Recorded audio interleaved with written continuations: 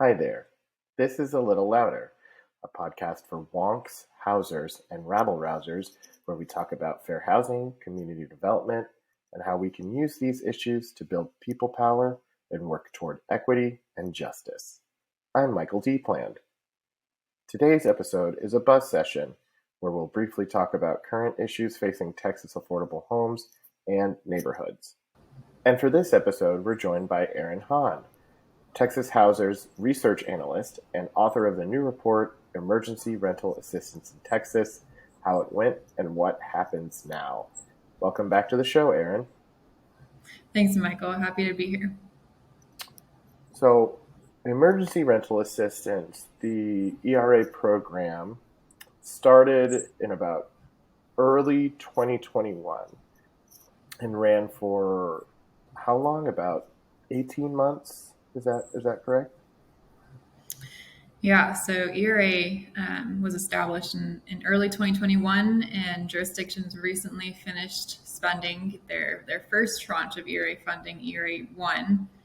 There was a second tranche of funding that came a little bit later, and jurisdictions have all the way until 2025 to finish spending these funds. But regardless, most jurisdictions in Texas have closed down their programs due to depletion of funds.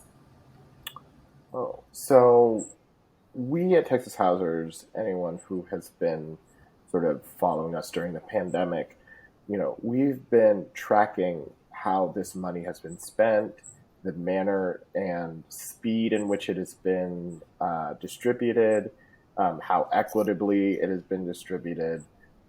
So all of that culminated into why we wanted to make this report, right? Yeah, so we have been tracking the dispersal of ERA funds since jurisdictions received them back in 2021. And we wrote this report because we realized in our data tracking that there were such stark geographical disparities in terms of how efficiently and equitably some jurisdictions were able to administer these funds to low-income households and keep them stabilized through the pandemic.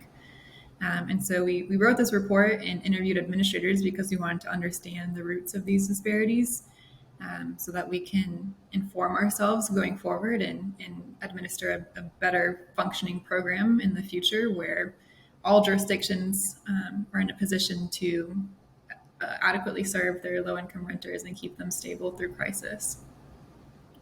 Now, Texas is a really big state. There's a lot of not just diversity of individuals, but diversity of cultures in our state. So, what were some of the things that you encountered that made ERA, which is sort of a catch-all program, a federal program, um, more difficult or just differing uh, via different counties and cities here in the state of Texas? Yeah, exactly. So Texas is a huge state with lots of jurisdictions that are so different from one another, which is why we think using Texas as a case study for assessing the effectiveness of this federal program as a whole is super useful and unique. But we found that local context played a huge role in determining whether a jurisdiction was able to administer these funds. Because some jurisdictions who were more successful had pre-existing experience and infrastructure for administering rental assistance. They had an abundance of community partners that they already had relationships with who were ready to jump in and assist in operations. While other jurisdictions had no experience, no infrastructure built up, not a lot of staff capacity, especially in our smaller counties in Texas, and they didn't have access to partners who could help. And some of them encountered additional regionally specific challenges, specifically on the Texas-Mexico border, like overcoming the distrust of government that many low-income people in this area experience. And so the ERA program, or with the ERA program, the federal government took a very hands-off approach. They provided very flexible guidance to jurisdictions, which allowed jurisdictions with existing systems to continue utilizing these systems instead of rebuilding, which advantaged them.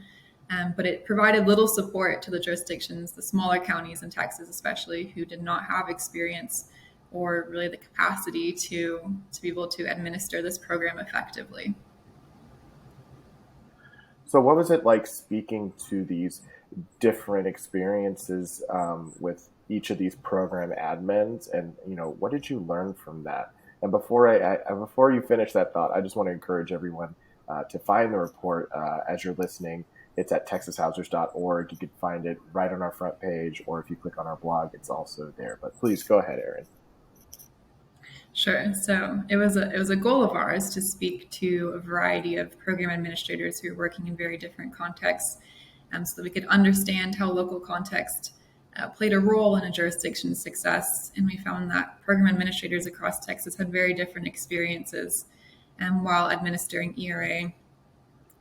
For example, the administrator in Houston in Harris County spoke about her successful strategies that she used for administering an efficient and equitable ERA program, like limiting documentation requirements and making sure that the application process was streamlined and was not burdensome and didn't require tenants to provide a lot of burdensome documentation, and allowed self-attestations of eligibility, while the administrator in Hayes County attempted to adopt flexible design program practices like this, like allowing self-attestations, but was unable to because local officials in Hayes County set limits on how flexible he could be. They were concerned about fraud, and so they required additional documents that were not necessary for the program to collect and established barriers for tenants. And so while some program administrators in Texas were able to implement program design features that prioritized equity, there were restrictions that prevented others from doing so on behalf of their local officials and their partisanship beliefs and things like that. And so we saw that local politics, in addition to local culture, played a role in kind of the design of programs that we saw across Texas. Now, this is sort of like a unique situation, ERA, because it is a federal program, but it is not administered federally from the Department of Treasury to an individual, but rather the funds are appropriated to all of these localities. So, is this something, I would say, in your experiences with Treasury, that you have been able to communicate with them, that you've said that this is what we've found to be true in our state, and this is maybe how we can better navigate some of these waters where the money isn't reaching the goal line. Yeah, exactly. And so any federal program that devolves responsibility to local jurisdictions to keep low income people housed and to provide assistance to low income people is going to play out differently across jurisdictions in Texas, because some jurisdictions are more willing to engage in work like this and others are less willing, just because, again, of partisanship beliefs and also previous experience engaging in this kind of work. And so what we want to see from the federal government in the future is to provide flexibility to allow the jurisdictions who have experience in infrastructure and the capacity to engage in the political will to engage in effective eviction prevention work, to continue using the systems that they've already developed and found success in, but then to provide additional guidance or enforcement to both the jurisdictions who need a little extra help from a capacity standpoint and a technology standpoint, but also to enforce that local jurisdictions who may be resistant to administering these funds because they don't see it as their responsibility to help low-income people in their jurisdiction, to make sure that they really do their due diligence and spend these funds as they were meant to be spent. Okay, so we have our recommendations for our friends in Washington, but what about right here in Lone Star State? What are some recommendations that you can give for state government or even localities that can be found in this report? Sure. So we spoke a lot about how local context played a huge role in determining a jurisdiction's success with ERA.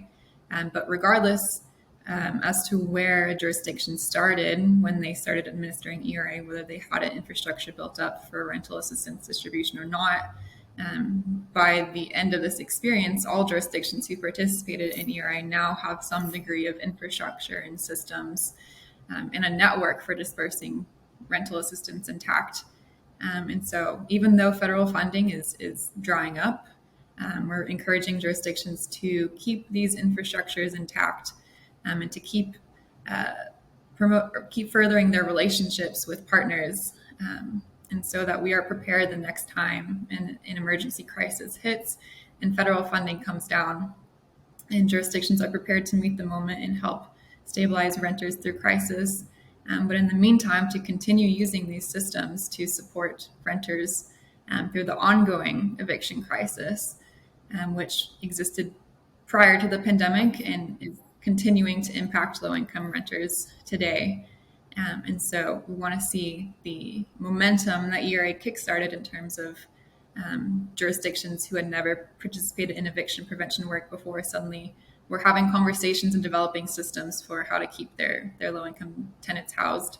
And we want to see them continue the momentum and start to think about eviction prevention, not just in terms of rental assistance, but holistically, and to fund, for example, eviction court reforms, and continue to invest in the construction of new affordable housing. So, given that a lot of these programs, these localities were built up from nothing, a lot of these places really hadn't had experience distributing this kind of money, working with this kind of program, all the hard work. I absolutely see the purpose in at least maintaining a level of readiness should the next crisis come to their doorstep. But ERA is just one aspect of what we are facing. I mean, it is important, but we have an ongoing eviction crisis that is very much a part of what you're talking about.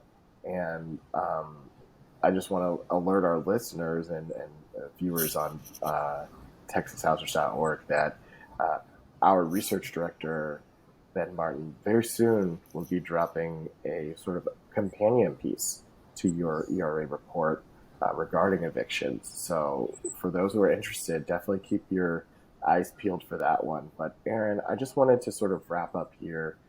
What are your final thoughts on ERA? You're someone who's been working pretty much primarily on ERA for the past year and a half in rental assistance. So I just wanted to give you the floor to talk about any sort of final thoughts that you had on the subject.